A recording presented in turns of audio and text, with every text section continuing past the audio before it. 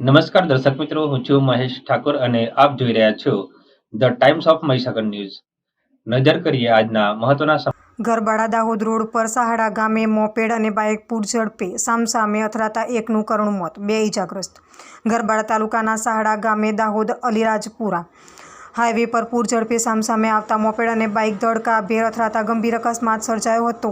જે અકસ્માતમાં નવા ગામના મોપેડ ચાલક રાકેશભાઈ સેવાભાઈ પસાયાનું ઘટના સ્થળે કરુણ મોત નીપજ્યું હતું, જ્યારે બાઇક ચાલક તેમજ તેની પાછળ એક વ્યક્તિને ભારે ઈજાઓ પહોંચી હતી, જેને આસપાસના લોકો દોડી આવ્યા હતા અને એમ્બ્યુલન્સને જાણ કરી નજીકના હોસ્પિટલ ખાતે સારવાર અર્થે ખસેડવામાં આવ્યા હતા.